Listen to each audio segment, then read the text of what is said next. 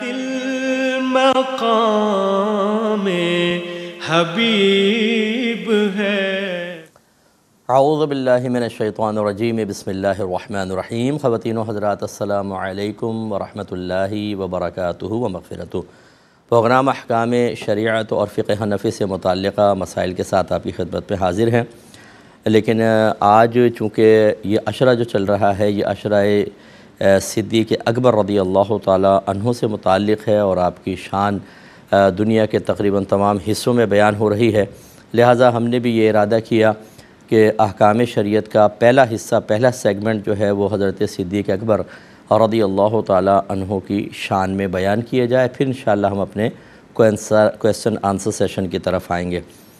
نبی کریم صلی اللہ علیہ وسلم نے جب مکۃ المکرمہ میں اللہ تبارک و تعالیٰ کے حکم سے اعلان نبوت فرمایا تو آزاد مردوں میں، بالغان میں سب سے پہلے آپ پر ایمان لانے کا شرف اللہ تعالیٰ نے سیدنا صدیق اکبر رضی اللہ تعالیٰ عنہ کو بخشا۔ آپ زمانہ جاہلیت میں بھی ہر قسم کی برائی سے دور تھے، نہ آپ نے کبھی بت پرستی کی، نہ کبھی آپ نے شراب کو ہاتھ لگایا۔ کسی نے پوچھا جب آپ ایمان لے آئے تھے کہ زمانہ جاہلیت میں تو کوئی پابندی نہیں تھی، تو آپ نے کیوں شراب اس وقت نوش نہیں کی؟ تو آپ نے فرمایا کہ میں نے یہ دیکھا کہ جو شرفاء ہیں وہ شراب پی کے نالیوں میں گرے ہوتے تھے اور میں اس بات کو محبوب نہیں رکھتا تھا۔ گویا کہ نبی کریم صلی اللہ علیہ وسلم کی معیت میں جس شخص کو اللہ تبارک و تعالیٰ کا ارادہ تھا کہ دنیا اور آخرت حتیٰ کہ جنت میں بھی ساتھ رکھے گا، اسے شروع سے ہی تمام تر دنیاوی آلائشوں، گندگیوں سے پاک و صاف رکھا۔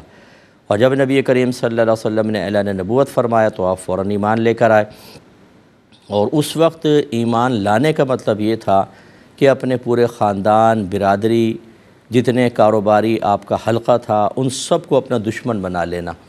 لہٰذا وہ لوگ کہ جو پہلے بڑی محبت سے ملتے تھے، ان کی آنکھوں میں نفرت پیدا ہو گئی، جن کے رویے بڑے مثبت تھے، منفی رویے اختیار کر لیے گئے، آپ کو مجالس سے دور کر دیا گیا۔ لیکن آپ نے نبی کریم صلی اللہ علیہ وسلم کے لیے، دین کے لیے، اللہ کے لیے ہر قسم کے نقصان کو برداشت کیا اور سرکار کے ساتھ رہے۔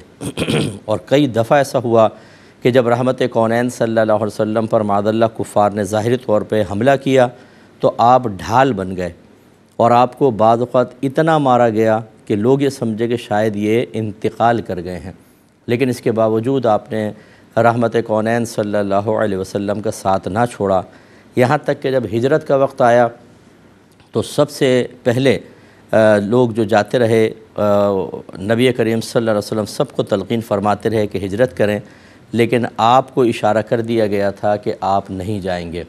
تو لہٰذا آخر میں حضرت علی رضی اللہ تعالیٰ عنہ کو نبی کریم صلی اللہ علیہ وسلم نے جس رات آپ نے ہجرت فرمانی تھی اپنے بستر پہ لٹایا اور فرمایا کہ علی یہ لوگوں کی امانتیں ہیں، صبح ان کے حوالے کر کے پھر آپ تشریف لے آئیے گا، اور سیدنا صدیق اکبر رضی اللہ تعالیٰ عنہ سے فرمایا کہ آپ میرے ساتھ جائیں گے، اور رات کے پھر آخری پہر آپ لوگ روانہ ہوئے۔ اور یہ بڑا معروف واقعہ ہے کہ صدیق اکبر رضی اللہ تعالیٰ عنہ نے 2 اونٹ سرکاری خدمت میں پیش کیے، جو پہلے ہی اشارہ پا کے آپ نے پالنا شروع کر دیے تھے، کھلا پلا کے کہ ہم اس پہ ہجرت کریں گے۔ تو ایک نبی کریم کو بطور تحفہ دیا کہ یا رسول اللہ یہ آپ کے لیے ہے۔ سرکار نے فرمایا کتنے کا ہے؟ تو عرض کیا رسول اللہ میں آپ سے پیسے لوں گا۔ رحمت کونین صلی اللہ علیہ وسلم نے فرمایا کہ ابوبکر اگر آپ پیسے نہیں لیں گے تو پھر میں اس کو نہیں لوں گا، کیونکہ میں چاہتا ہوں کہ میرا سفر ہجرت خالصتاً اللہ تبارک و تعالیٰ کی رضا کی خاطر ہو، یعنی میں اس سے کوئی دنیاوی نفع، دنیاوی حظ حاصل نہ کروں۔ چنانچہ پھر آپ نے جتنے میں لیا تھا اتنے میں ہی نبی کریم صلی اللہ علیہ وسلم کو بیچا۔ اس کے بعد مفسرین لکھتے ہیں، سیر نگار لکھتے ہیں، سیرت نگار لکھتے ہیں کہ جب سفر پہ آپ روانہ ہوئے تو کبھی آپ نبی کریم صلی اللہ علیہ وسلم کے آگے چلتے اور کبھی پیچھے چلتے۔ تو 2 روایتیں ہیں، ایک میں تو خود سرکار نے فرمایا کہ ابوبکر آپ اسی لیے میرے آگے چلتے ہیں کہ جب آپ کو خوف محسوس ہوتا ہے کہ کوئی آگے سے حملہ کرے گا، اور آپ پیچھے اس لیے آ جاتے ہیں کہ جب آپ کو یہ خوف ہوتا ہے کوئی پیچھے سے حملہ کر دے گا۔ عرض کیا رسول اللہ یہی بات ہے۔ اور ایک روایت میں خود آپ نے عرض کیا رسول اللہ میں اس لیے آگے ہو جاتا ہوں کہ اگر کوئی خدا نہ خواستہ آپ کو نقصان پہنچائے تو پہلے مجھ تک وہ نقصان پہنچے، آپ تک نہ پہنچے، اور اسی سوچ کے ساتھ میں آپ کے پیچھے چلتا ہوں۔ تو یہ اتنے زیادہ کلوز نبی کریم صلی اللہ علیہ وسلم کے ساتھی تھے اور پھر ساری زندگی آپ کے ساتھ گزاری، اور اس پہ انشاءاللہ ہم مزید فضائل بیان کریں گے۔ کچھ مسلم شریف کی احادیث ہیں جو میں عربک متن کے ساتھ آپ کی خدمت میں ذکر کرتا ہوں۔ صحیح مسلم کی روایت ہے 6173 نمبر۔ حضرت عبداللہ رضی اللہ تعالی عنہ اس کے راوی ہیں۔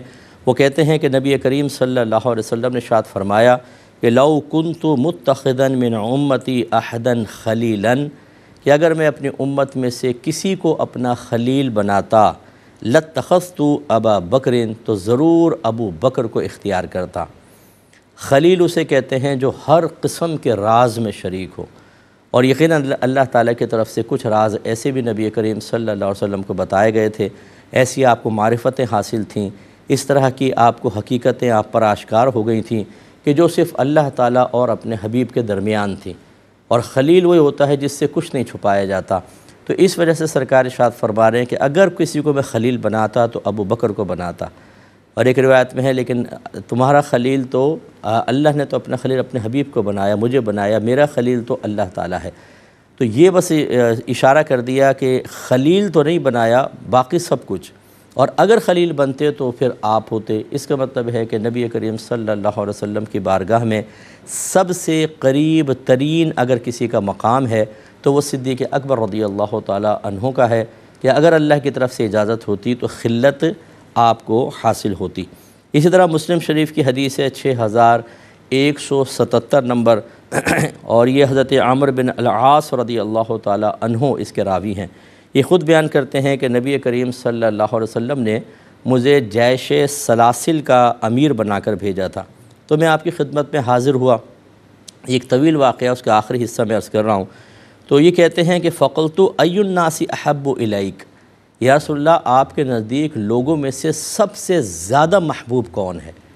تو سید عائشہ صدیقہ رضی اللہ تعالی عنہ وہاں موجود تھیں۔ انہوں نے کہا قلت من الرجال، یعنی آپ کا یہ کویسچن مردوں کے بارے میں ہے کہ کون سب سے زیادہ مردوں میں زیادہ محبوب ہے؟ تو نبی کریم صلی اللہ علیہ وسلم نے فرمایا ابوہا، ان کے والد یعنی صدیق اکبر رضی اللہ تعالی عنہ مجھے لوگوں میں سب سے زیادہ محبوب ہیں۔ قلت ثم من، میں نے پھر پوچھا کہ پھر کون؟ سرکار نے فرمایا عمر، فعد رجالا، پھر اس کے بعد آپ نے اور بھی مرد شمار فرمائے، لیکن سب سے زیادہ آپ نے سرکار نے فرمایا محبوب مجھے ابو بکر ہیں، اور ان کے بعد عمر فاروق رضی اللہ تعالی عنہ ہیں۔ اچھا، یہ میں آپ کو عرض کر دوں کہ محبت کی جہتیں مختلف ہوتی ہیں۔ آدمی اپنے والد سے بھی پیار کرتا ہے، ماں سے بھی کرتا ہے، بہن سے، بھائی سے، بچوں سے، زوجہ سے، اپنے استاد سے، لیکن اس کی جہتیں مختلف ہوتی ہیں۔ اسی طریقے سے سرکار صلی اللہ علیہ وسلم نے کئی روایات میں بعض صحابہ سے سب سے زیادہ محبت کا اظہار فرمایا، اور کبھی کسی سے فرمایا، تو وہ جہتیں مختلف ہوتی تھیں۔ کسی پہلو سے کوئی آپ کو زیادہ محبوب، کسی پہلو سے کوئی زیادہ آپ کو محبوب، لیکن حضرت صدیق اکبر رضی اللہ تعالی عنہ ہر پہلو سے آپ کو محبوب تھے، اور مردوں میں سب سے زیادہ آپ ان سے محبت کرتے تھے۔ ایک صحابی حاضر ہوئے، یا رسول اللہ قیامت کب آئے گی؟ رحمت کونین صلی اللہ علیہ وسلم نے فرمایا کہ تم نے قیامت کی کیا تیاری کی ہے؟ انہوں نے عرض کیا رسول اللہ میرے پاس نوافل یا کچھ اور چیزوں کی کثرت تو نہیں ہے، لیکن میں اللہ تعالیٰ اور اس کے رسول سے محبت رکھتا ہوں۔ نبی کریم صلی اللہ علیہ وسلم نے فرمایا کہ المرء مع من احبہ، ہر شخص اسی کے ساتھ ہوگا جس سے اس نے محبت کی ہوگی۔ آپ اندازہ کریں، ان کو اشارہ کر دیا کہ تم اگر اللہ رسول سے محبت کرتے ہو، اللہ تعالیٰ بروز قیامت تمہیں مجھ سے ملوائے گا، اور جس کے بارے میں نبی ارشاد فرمائے کہ میں اس سے سب سے زیادہ محبت کرتا ہوں، آپ اندازہ کریں اس شخص کی شان کا عالم کیا ہوگا۔ ایسے ہی مسلم شریف کی روایت ہے 6179 نمبر حدیث پاک ہے 6179۔ اس کے راوی ہیں حضرت جبیر بن مطعم رضی اللہ تعالی عنہ۔ وہ اپنے والد سے روایت کرتے ہیں، حضرت مطعم یہ بیان کر رہے ہیں کہ ایک عورت نبی کریم صلی اللہ علیہ وسلم کے پاس حاضر ہوئیں، اور آپ نے کسی شے کا سرکار سے سوال فرمایا۔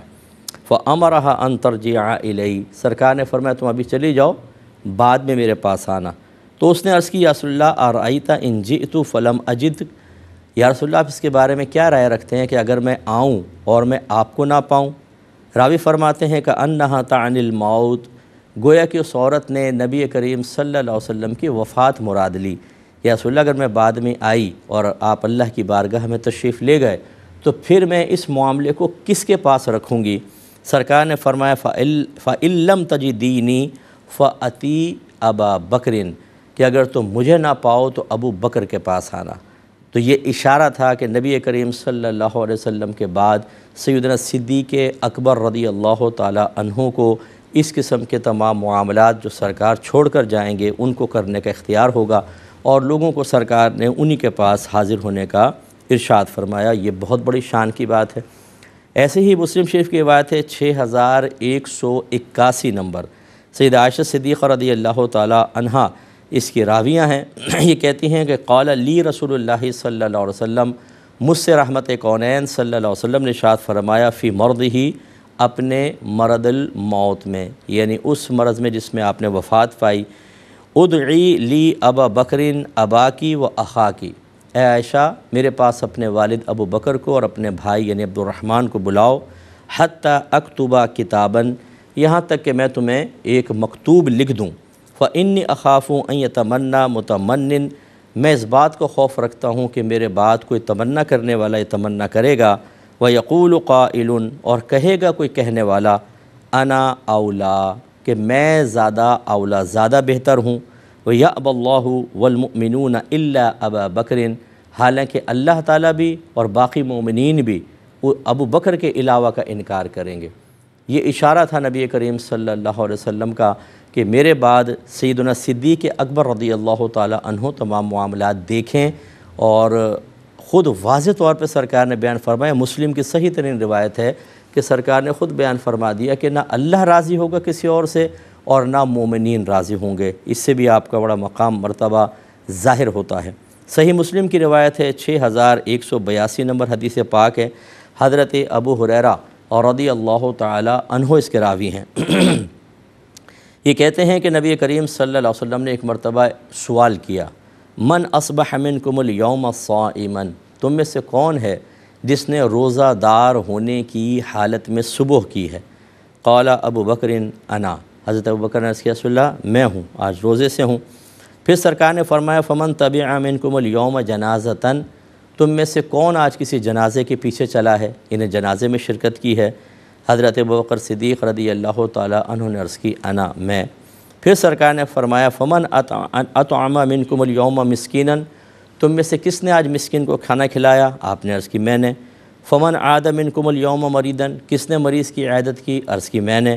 سرکار نے فرمایا مجتمعنا فی امرئ الا دخل الجنہ، جس میں یہ تمام خصلتیں جمع ہو جائیں وہ جنت میں داخل ہوگا۔ اشارہ کر دیا، واضح فرما دیا کہ صدیق اکبر جنتی ہیں، اللہ تعالیٰ ان سے محبت رکھنے کی توفیق عطا فرمائے۔ مختصر سے بریک لیں گے، حاضر ہوتے ہیں چھوٹے سے بریک کے بعد۔ بسم اللہ الرحمن الرحیم۔ پچھلے پروگرام میں ایک کویسچن تھا، اس پہ تھوڑا سا کلام رہ گیا تھا کہ کسی خاتون نے بتایا تھا کہ میرا 12 سال کا بیٹا ہے اور وہ جائز نہیں ہے، میں شوہر کو سچ بتانا چاہتی ہوں لیکن میں ڈرتی ہوں کہ کہیں مجھے طلاق نہ دے دیں، کیا حکم شرع ہوگا؟ تو ہم نے آپ کو سمجھایا تھا، مختصر تو یہی تھا کہ جو سابقہ زندگی میں ہو گیا اور غلط ہوا، آدمی کو اس پہ نادم ہونا چاہیے، شرمندہ ہونا چاہیے، اللہ تعالیٰ کی بارگاہ میں کامل توبہ کرنی چاہیے، اور پھر اگر آپ یہ سمجھتے ہیں کہ اس گناہ کو ظاہر کرنا فتنہ فساد کا سبب بنے گا تو اس کو ظاہر نہ کریں، اللہ کی بارگاہ میں توبہ کریں، اور خصوصاً اس قسم کے مسائل میں کہ جب عورت نے شوہر کی موجودگی میں کسی خیانت کا ارتکاب کیا ہو تو اسے اور زیادہ شرمندہ ہونا چاہیے، اور اب کوشش کرنی چاہیے، کیونکہ ہوگا اگر اللہ نے چاہا، اللہ تعالیٰ سب کو معاف فرمائے، لیکن یہ ہو سکتا ہے کہ میدان محشر میں آپ کے شوہر کو اور جس شخص کے ساتھ آپ کا یہ معاملہ ہوا اسے کھڑا کیا جائے اور وہ اس خیانت کا بدلہ پائیں، اور اس میں پھر رسوائی کا معاملات ہیں، تو اللہ تعالیٰ سے پردے کی درخواست کریں کہ اللہ دنیا میں پردہ رکھا، آخرت میں بھی، لیکن بتانا نہیں چاہیے، جب اللہ نے پردہ رکھا تو پردہ رکھیں۔ ہاں اپنے شوہر کے لیے ایصال ثواب کثرت سے کریں، جو بھی نیکی کریں آپ دعا کریں اللہ تعالیٰ اس کا ثواب میرے شوہر کو بھی پہنچ جائے، ان کے لیے کوئی ثواب جاریہ کریں، ان کے لیے دعائے بخشش و مغفرت کریں، تاکہ بہت سارے احسانات آپ کی اس شکل میں ان کے پاس جمع ہو جائیں اور میدان محشر میں اللہ تبارک و تعالیٰ انہیں آپ سے راضی فرمائے۔ اسی طرح ہماری وہ بچیاں اگر سماعت فرما رہی ہیں جو بعض اوقات کالج لائف میں، اسکول لائف میں، یونیورسٹی لائف میں اس طرح کے غلط کام کر بیٹھتی ہیں اور پھر یہ ایک ضمیر پر بوجھ ہوتا ہے، اور شیطان یہ مشورہ دیتا ہے کہ کسی طرح اپنے شوہر سے شیئر کر کے معاف کروا لو تاکہ یہ بوجھ اترے۔ پھر وہ بوجھ اترتا نہیں ہے بلکہ اور چڑھ جاتا ہے۔ ایک سسٹر نے مجھے بتایا کہ ان کے شوہر نے ان سے کہا کہ چلو اگر تمہارے کچھ افیئرز تھے تو میں واضح میں تم بتاؤ، جو میرے تھے میں بتاؤں۔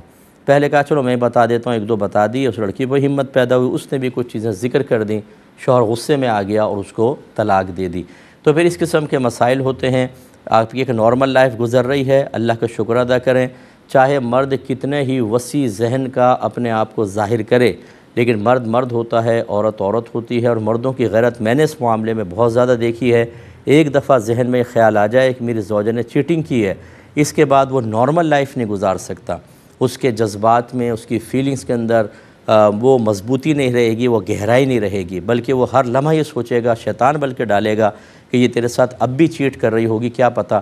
تو اس طرح اپنی ازدواجی زندگی کو خراب کرنا بالکل درست نہیں، اور نہ اسی طریقے سے کوئی بھی کسی سے اپنے گناہ کو شیئر کرے۔ یاد رکھیں جب اللہ نے پردہ رکھا ہے تو اپنے گناہ کا اظہار بھی گناہ ہوتا ہے۔ بعض اوقات ہم اپنے فرینڈز کے درمیان، اور خاص طور پہ لڑکیاں ایک دوسرے سے اپنے گناہ شیئر کر رہی ہوتی ہیں، مجھ سے ایسا ہو گیا ایسا ہو گیا، ہرگز نہ بیان کریں، بالکل خاموش۔ چاہے کوئی اپنا بیان کر رہا ہو اس کو منع کریں کہ بھئی نہ کریں، اور کوئی کر کے یہ کہے کہ ہم نے تو بتا دیا تم بھی بتاؤ، دیکھو چھپاؤ نہیں، آپ بالکل نہ بتائیں، خاموش رہیں، اور اللہ تعالیٰ نے پردہ رکھا تو پردہ رکھیں، ورنہ بتانا بھی گناہ ہے۔ اور ہم نے دیکھا ہے کہ بعد میں بہت سارے لوگ بلیک میلنگ بھی کرتے ہیں۔ ایک بھائی نے پوچھا کہ عورت خوشبو کیسی لگائے اور مرد کی خوشبو کیسی ہونی چاہیے؟ دیکھیں بحکم حدیث تو ایسی یہی ہے کہ مرد ایسی خوشبو لگائے جو پھیلے، وہ لگا سکتا ہے، اور عورت ایسی خوشبو لگائے جس کا رنگ تو ظاہر ہو لیکن خوشبو بہت زیادہ نہ پھیلے۔ کوئی بھی ایسی خوشبو جو اس زمانے کے اندر ہوگی، یقینی سی بات ہے زمانے کے اعتبار سے خوشبوئیں مختلف ہوتی ہیں۔ بعض لوگ اس قسم کے جواب سن کے مذاق اڑانا شروع کر دیتے ہیں، یعنی انہیں اور کوئی دلچسپی نہیں ہوتی، حدیثوں کا مذاق اڑائیں، اڑاتے وہ شخصیت کا مذاق ہے، اس کی بات کا مذاق، لیکن یہ سوچتے کہ یہ تو حدیث کے الفاظ تھے، تم ان کا نہیں اللہ کے نبی کا مذاق اڑا رہے ہو۔ اور میدان محشر میں یہ اتنے ذلیل و رسوا ہونے والے ہیں جس کو کوئی انتہا نہیں، ہر چیز کا ایک مذاق بنا لیں گے۔ کوئی بھی شرعی مسئلہ بیان کر رہا ہوگا، اس میں بیچ میں کسی کا یس، ہاں نو، ہاں اور بولو، ہاں یہ، اور ہنسی کا دکھا دیں گے، وہ ایک لطیفہ بنا دیتے ہیں، اور اس طریقے سے ایک مذہبی بات اس قدر لوگوں کے مابین مذاق کا نشانہ بن جاتی ہے۔ اور ہمارے ینگسٹرز تو آپ کو پتہ ہے ان کو نہ ABC آتی ہے دین کی، نہ کچھ، نہ دین سیکھا ہوتا ہے، وہ اس سے حظ نفس حاصل کر رہے ہوتے ہیں، اور اچھے خاصے دینی مسائل جو علماء نے لکھے ہیں اور ان کے پیچھے لاجک ہے، اس کے پیچھے شرعی دلائل ہیں، لیکن یہ بعض ایسا ٹولہ ہے کہ جو بیچارے اپنی کمقلی میں انہیں مذاق میں کر کے اس طرح بنا دیتے ہیں کہ لوگ اپنی آخرت کو برباد کر رہے ہوتے ہیں۔ تو عورت ایسی خوشبو لگائے جو بہت زیادہ نہ پھیلے، بالکل ہلکی پھلکی خوشبو کیسی بھی لگائے گی لازم بات ہے دوسرے تک تو پہنچ کتنی بھی ہلکی لگا لیں آپ، مراد یہ کہ بہت زیادہ نہ پھیلے، ایسی خوشبو لگائیں۔ اور اس میں بھی ایک تفصیل یہ ہوتی ہے، بعض بھائی مطلقاً منع کر دیتے ہیں، عورت خوشبو لگا سکتی ہے، بعض اوقات اس طرح کی گیدرنگ ہوتی ہے، اس طرح کا ماحول ہوتا ہے کہ آپ اپنے گھر سے خوشبو لگائی، نیچے گاڑی کے اندر، گھر میں گاڑی کھڑی ہے، گاڑی میں بیٹھے، گاڑی سے سیدھے اس محفل تک پہنچے، اور عورتوں کے سیکشن میں چلے گئیں عورت، اب عورت ہی ہے وہاں مرد ہے ہی نہیں، تو وہ خوشبو چاہے تھوڑی سی پھیلنے والی بھی لگا لے کہ گھر میں محرم تھے، پھر گاڑی میں بیٹھی، غیر مرد تک خوشبو نہیں پہنچی، اور وہاں پہ ساری عورتیں ہیں، تو اس میں کوئی مسئلہ نہیں ہے۔ اصل یہ ہے کہ عورت خوشبو لگا کر اس طرح نکلے کہ وہ خوشبو پھیلے اور غیر مردوں تک پہنچے اور وہ عورت کی طرف متوجہ ہوں۔ ایسی خوشبو نہیں لگانی چاہیے، اس کو حدیث میں زانیہ کہا گیا ہے کہ ایسی عورت زانیہ ہے، لیکن زانیہ سے مراد معاذ اللہ ثم معاذ اللہ وہ زنا نہیں۔ بعض اوقات نبی کریم صلی اللہ علیہ وسلم کسی فعل کی قباحت کو بیان کرنے کے لیے اس طرح کے الفاظ استعمال کرتے ہیں، وہ حقیقتاً کوئی زانیہ نہیں ہے، لیکن وہ مراد یہ ہے کہ مشابہت زانیہ عورتوں کسی کی وہ خوشبو لگا کر غیر مردوں کو مائل کرتی تھیں۔ اب یہاں اگرچہ عورت کا میلان کا ارادہ نہیں ہے، لیکن پھیلنے والی خوشبو لگائی، اس لیے اس میں احتیاط کریں۔ ایک کالر ہمارے ساتھ ہیں، پہلے کال لیں گے۔ السلام علیکم۔ وعلیکم السلام۔ جی بہن۔ مفتی صاحب میرے آپ سے 3 سوالات ہیں۔ جی بہن۔ ہمارے محلے میں اگر کسی کی وفات ہو جائے تو اس کی بیوی کو اس کے مائکے والے سفید کلر کا نیا دوپٹہ اور نئی چپل پہناتے ہیں، تو کیا یہ شرعاً جائز ہے؟ یعنی گھر میں لا کے پہناتے ہیں یا ادھر ہی پہنا دیتے ہیں؟ ہاں، اس شوہر کے وفات کے فوراً بعد ادھر ہی اس کے گھر پہ ہی۔ سفید دوپٹہ اور جوتی؟ ہاں، پر بالکل نہیں۔ اچھا، ٹھیک ہے، اور ہاں۔ اور میرا دوسرا سوال ہے کہ کیا زرعی زمین پہ زکوٰۃ بنتی ہے؟ اور کس اگر پر؟ بنتی ہے زرعی زمین، اچھا ٹھیک ہے، اور اگر بنتی ہے تو اس کا نصاب کیسے کرے؟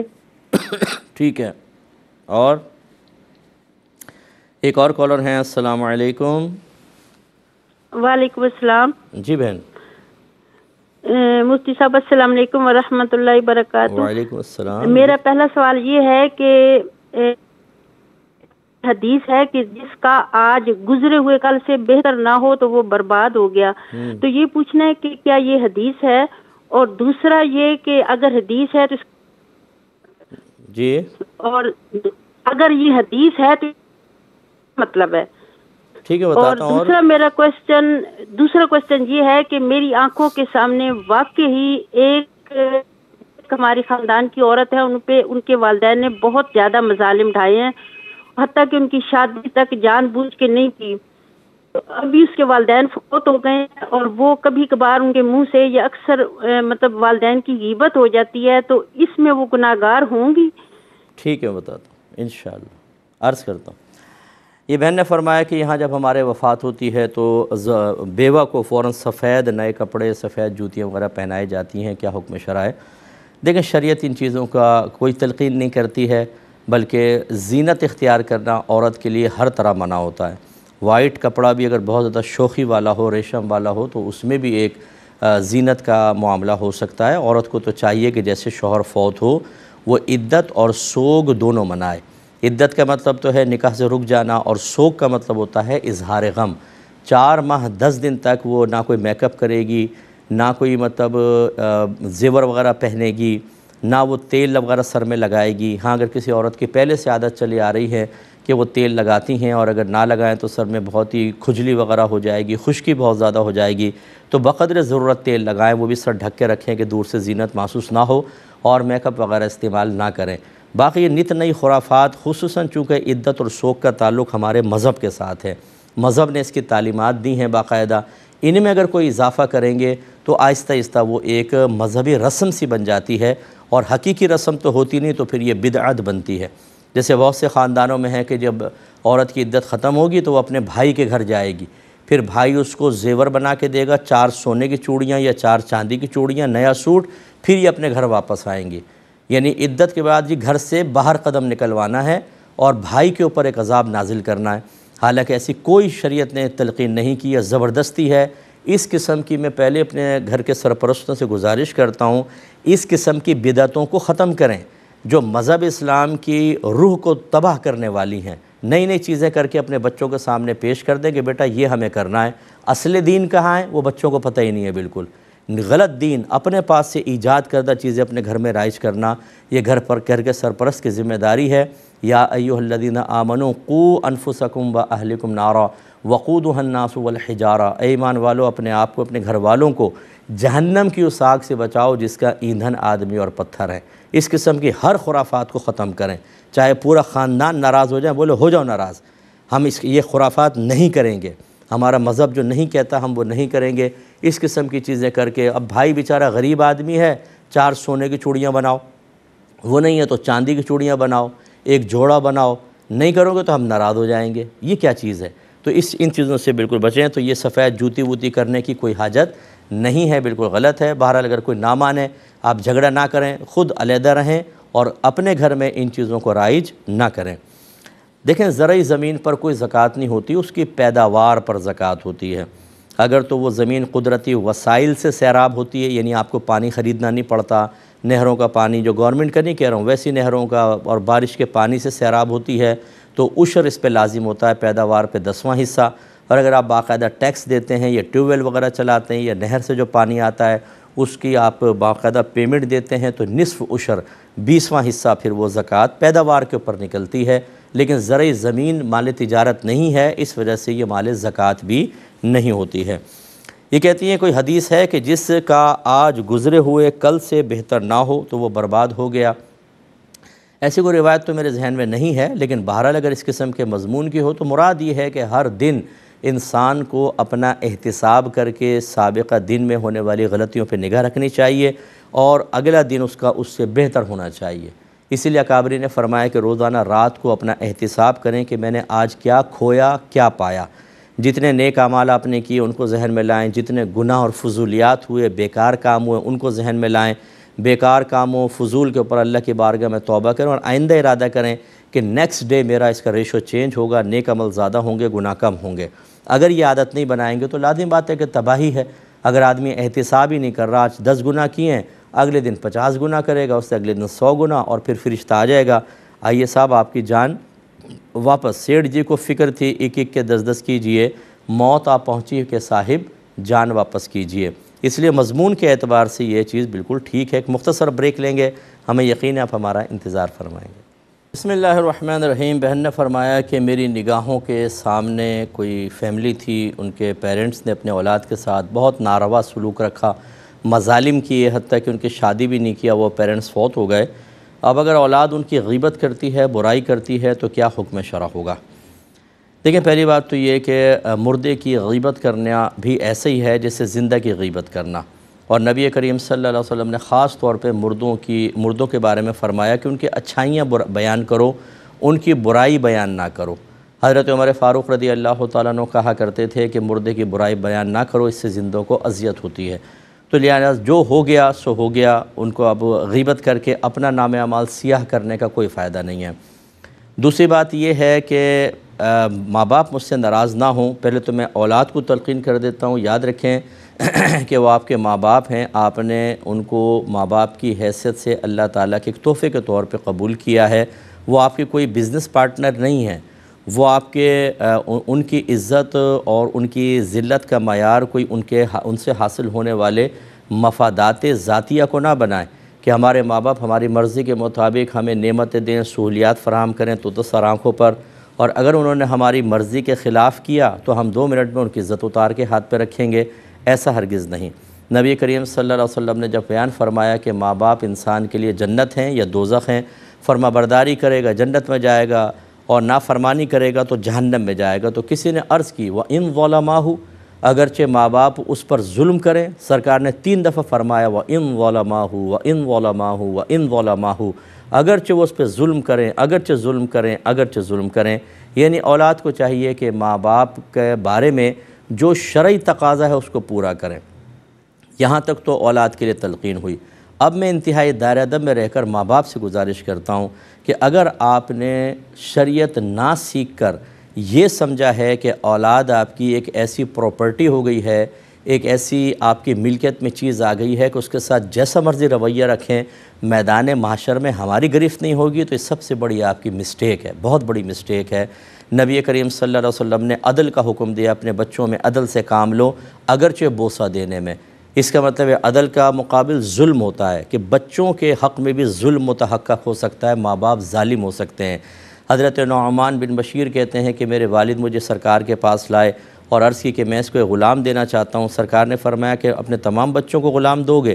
عرض کی جی نہیں۔ تو فرمایا پھر ظلم پر مجھے گواہ مت بناؤ۔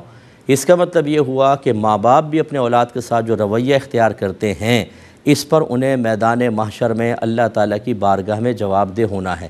اولاد کو میں نے پہلے کہہ دیا کہ آپ احتساب نہیں کر سکتے، آپ کے لیے حکم ہے فَلَا تَقُلْ لَهُمَا أُفٍّ وَلَا تَنْهَرْهُمَا وَقُلْ لَهُمَا قَوْلًا كَرِيمًا۔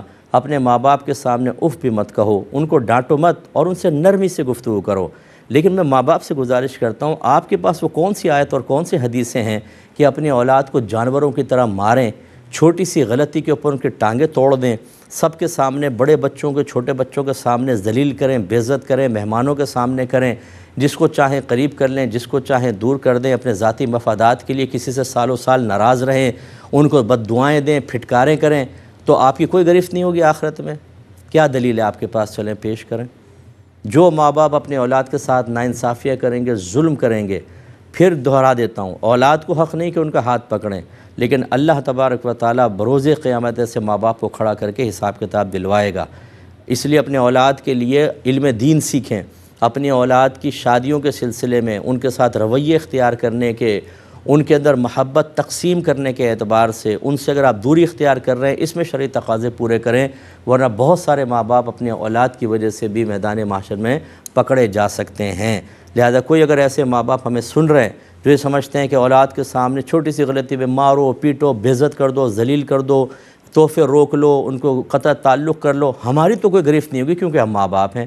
تو پھر ذرا دلیل اس پر جمع کر لیں تاکہ میدان محشر میں آپ یہ پیش کر سکیں کہ یہ دلائل تھے جس کی روشنی میں ہم نے اپنے اولاد کے ساتھ یہ ذہن بنا لیا تھا کہ ہم کتنی بھی ناانصافی کریں، کیسے بھی غلط رویہ اختیار کریں، ہماری تو کم از کم کوئی گرفت نہیں ہوگی۔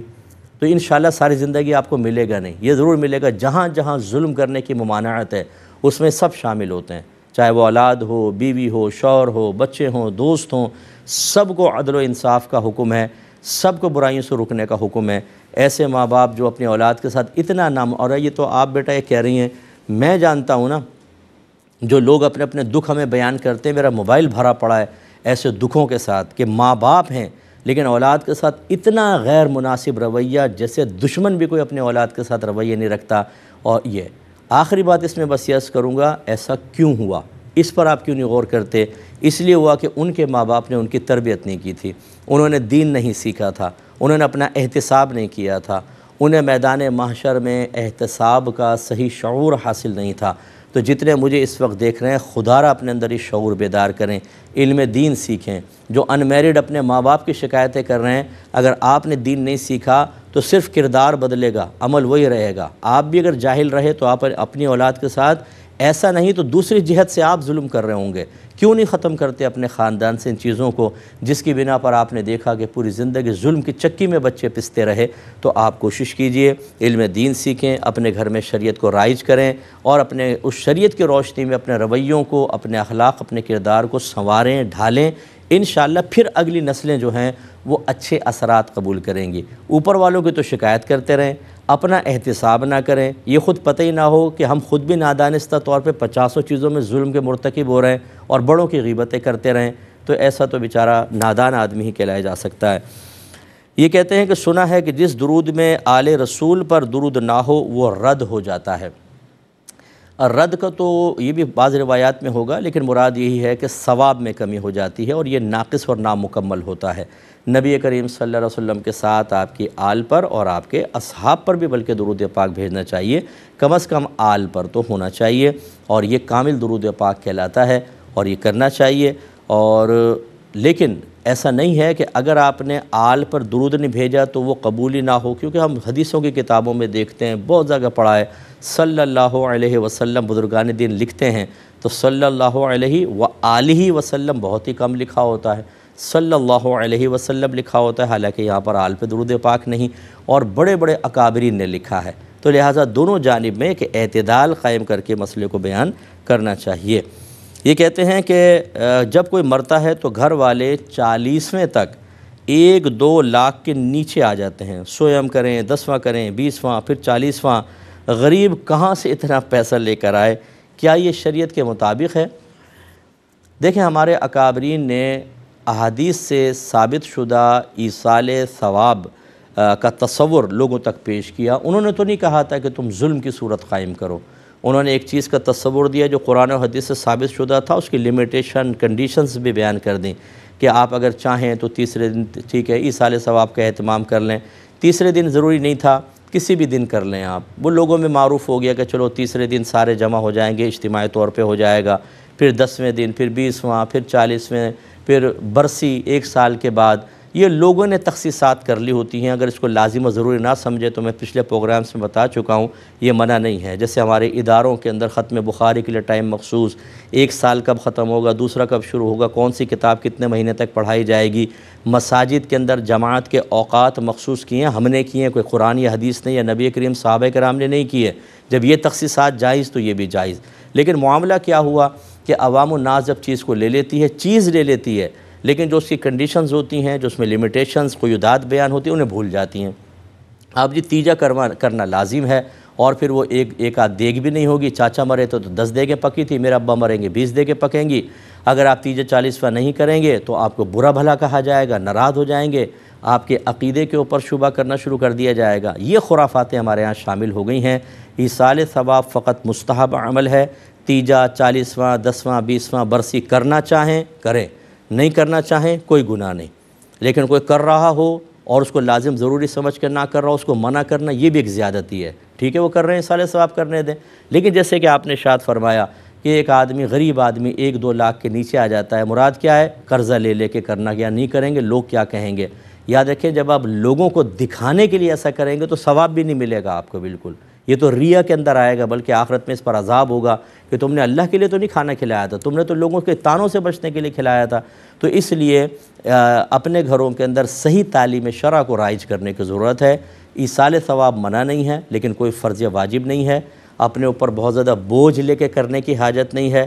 چند لوگوں کو کھانا بلا کے کھلانا چاہیں تو، ورنہ گھر میں پکائیں، محلے میں تقسیم کر دیں، نیت یہ کریں کہ میں اللہ کے لیے میں نے پکایا، ثواب اللہ دے گا، قرب مجھے اللہ کا چاہیے، بس جو اس کا ثواب ملے گا میں اس کا ثواب فلاں کو بھی ایصال کر رہا ہوں، کافی ہے۔ باقی جو خرافاتیں ہم نے بنا لی ہیں بعض اوقات اور ان کو فرض یا واجب کا سا درجہ دے دیا ہے، یہ بالکل غلط ہے، اور کوئی بھی صحیح عالم دین ان کی کبھی حوصلہ افزائی نہیں کرے گا۔ یہ جاہل قسم کے جو کھانے پینے والے ہوتے ہیں نا غالباً، وہی ان کی حوصلہ افزائی کر کے اور اس کو فرض یا واجب کا سا درجہ دے دیتے ہیں، ایسا ہرگز نہیں کرنا چاہیے۔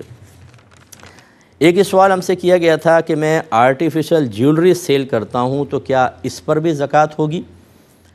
دیکھیں ویسے تو یہ مال زکوٰۃ نہیں ہوتا، اگر فروخت کے لیے، خرید و فروخت کے لیے نہ ہوتا، تجارت کے لیے نہ ہوتا تو آرٹیفیشل جیولری پہ زکوٰۃ نہیں ہوتی، سونا چاندی پر ہوتی ہے۔ لیکن جب آپ نے اس کو بیچنے کے لیے رکھا ہے تو یہ ہے مال تجارت، اور جب آپ کی دکان میں اس طرح کا بہت سارا مال ہو، پورا جب سال گزر جائے تو سارے مال کا حساب کریں اور اس جتنے قیمت مالیت کا بنے، اگر وہ 52.5 تولہ چاندی سے زیادہ کا ہو تو پھر 2.5% اس کی زکوٰۃ آپ کو نکالنی ہوگی۔ ایک بھائی کہتے ہیں کہ ایک کرسی پر بیٹھ کر ایک پاؤں کے اوپر اس طرح پاؤں رکھ کر قرآن پاک پڑھ سکتے ہیں یا نہیں؟ دیکھیں یہ سٹنگ جو ہے یہ متکبرانہ سی سٹنگ ہے اور ایک قرآن کے ادب کے منافی ہے۔ ہاں اگر کوئی بیمار ہے وہ نیچے بیٹھ کے نہیں پڑھ سکتا، اس کی کمر میں درد ہے، اگر سیدھے پاؤں رکھ کر تھک چکا ہے، تھوڑی دیر کے لیے اوپر رکھ لیے تو چلیں گنجائش نکلے گی، لیکن ایک قرآن کو معذاللہ حقیر سا سمجھ کر، معمولی سمجھ کر اور ایسا بیٹھ کے پاؤں رکھ کے جیسے ناول پڑھ رہا ہوں اس طرح پڑھنا، یہ قرآن کے احترام کے منافی ہے۔ اگرچہ میں اس کو گناہ نہیں کہہ رہا ہوں، لیکن یہ ادب کے خلاف ہے۔ ہمیں ہمیشہ جو بھی اچھا عمل کریں وہ کس کے لیے کر رہے ہیں یہ دیکھیں، کس ذات کی نگاہوں کے سامنے کر رہے ہیں یہ دیکھیں، اس کے لیے پھر ہمیں ایک اچھی حیت اختیار کرنا، ایک اچھی صورت بنانا جو ادب والی صورت ہو، یہ انسب اور اولیٰ ہوتا ہے۔ باقی جیسے میں نے کہا آزار مستثنیٰ ہوتے ہیں، اگر آپ پریشان تکلیف میں ہیں، کرسی پہ بیٹھ کے آپ کرنا ہوگا اور تھک چکے ہیں تو پھر آپ پوزیشن چینج کر سکتے ہیں، ورنہ ادب احترام یہی ہے کہ پاؤں وغیرہ سیدھے رکھ کے کوئی تکیہ رکھ لیں، اس کے اوپر قرآن پاک رکھ کر پڑھیں۔ اب اپنے میزبان کو کیو ٹی وی کی پوری ٹیم کو اجازت مرحمت فرمائیں، انشاءاللہ نیکسٹ ڈے آپ سے دوبارہ ملاقات کا شرف حاصل ہوگا۔ اس وقت کے لیے اپنا خیال رکھیں اور کوشش کریں کہ دین کی تعلیمات کو عام کرنے کے جہاد کے سلسلے میں ہمارے ساتھ مل جائیں۔ کیو ٹی وی جہالت کے خلاف عرصہ دراز سے جہاد کر رہا ہے، آپ بھی کوشش کیجئے کہ جہالت کے خاتمے کے لیے اپنے اطراف میں علم کے شمع کو روشن کرتے رہیں۔ اللہ تعالیٰ عمل کی توفیق عطا فرمائے، آمین۔ وآخر دعوانا ان الحمدللہ رب العالمین۔